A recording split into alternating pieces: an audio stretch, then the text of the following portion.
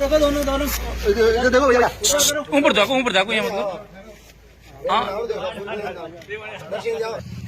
तो भलो कम कियो हमें मोंड नीचो क्यों काटो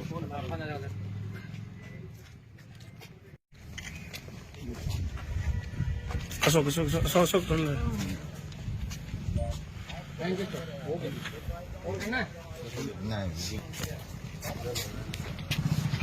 जोरीमन्ना में मूक बधिर बच्ची के साथ में जो गलत काम हुआ था, उसके बाद में पुलिस ने जिन लोगों को पकड़ा उसके बाद में जान रहे।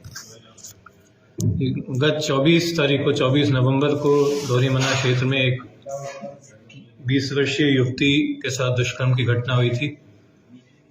सामान्य बात से ज़्यादा बहुत गंभीर बात थी, क्योंकि युवती मुंह पर बधिर थी। उनके पिता की रिपोर्ट पे मुकदमा दर्ज करके अनुसंधान आरंभ किया गया। काफ़ी कठिनाई हुई इसमें, क्योंकि वो युवती किसी प्रकार से जो भी हमें जानकारी देती वो या तो अपने इशारों से या थोड़ा सा वो लिखना जानती थी, परंतु कम्युनिकेशन के अभाव से सब चीज़ें स्पष्ट नहीं हो पाती थी। तो इसमें additional SP Balotra Nitesh Arya, CO Gudha Malani Shubhkaran, SHO Jorimanna Sukhram, DCRB प्रभारी महिपाल, इनके ऑफिस के कांस्टेबल्स मोहन, महिला कांस्टेबल सीमा और अन्य लोगों ने मिलकर कड़ी से कड़ी जोड़ते हुए तकनीक के आधार पर, आसूचना के आधार पर 2 युवकों को इस घटना में सम्मिलित होना पाया। उनको हमने दस्तयाब कर लिया है, उनसे पूछताछ करी तो उन्होंने अपना जुर्म स्वीकार कर लिया है। घटना के पश्चात वो फरार हो गए थे। एक गाड़ी थी उनके पास में, उस गाड़ी में वो फरार हो गए थे और उन्होंने अब इतना समय बीतने पे उस गाड़ी का भी हुलिया बदल दिया है। सर, लड़की थी जो मूक बधिर थी, तो कम्युनिकेशन कैसे हो पाया, किस तरीके से उसने आइडेंटिफाई किया?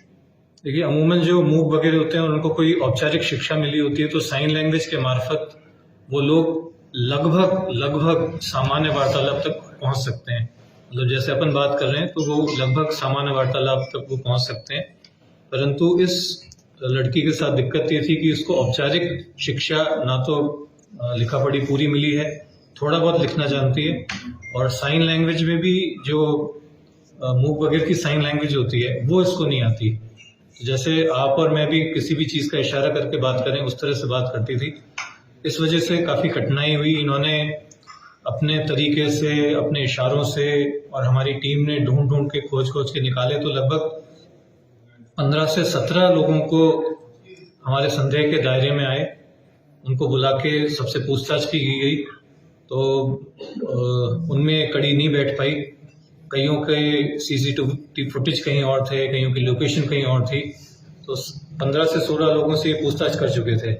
उसके बाद में 2 अन्य इन युवकों जिनको गिरफ्तार किया है, इनका सुराग लगा और फिर इनको पकड़ा गया। सर, आरोपी की क्या प्रोफाइल है, क्या करते थे ये लोग? इनमें एक युवक है सुनील, उसके पिताजी की तो आईटी कॉलेज है, और दूसरा आरोपी है भजनलाल, वो अभी एलडीसी हैं। बाकी और पूछताछ चल रही है, अभी दस्तयाब किया है, और इनकी पृष्ठभूमि कोई आपराधिक रिकॉर्ड है या नहीं है ये भी देखेंगे, और घटना में और कोई सम्मिलित था या किसने इनकी मदद की थी वो भी हमें देखना है। सर, जिस समय घटना कायद की थी उस समय कोई नशा वशा किया हुआ था, ऐसी कोई जानकारी सामने आई है? ऐसा नहीं, घटना के समय जहाँ तक हमें लग रहा है सुनील को मालूम था कि ये युवती मूक वगैरह और कुछ अगर करता है वो तो वो सामना नहीं कर पाएगी या शोर नहीं मचा पाएगी। उसका फ़ायदा उठाते हुए जो दूसरे युवक है भजनलाल, वो तो अपनी गाड़ी में बैठा हुआ था सीट पीछे करके। सुनील ने ये जब बलात्कार किया उसके बाद में गाड़ी से भजनलाल ने देखा कि कुछ लोग भागते हुए उसकी तरफ आ रहे हैं, तो वो उसने हॉर्न बजा के सुनील को इशारा किया। दोनों उस गाड़ी में बैठ के फिर फरार हो गए। तो ये हल्का सा उसको जानकारी तो थी कि ये युवती इस प्रकार से है जो संघर्ष नहीं कर पाएगी या विरोध नहीं कर पाएगी, उसका उसने फायदा उठाया।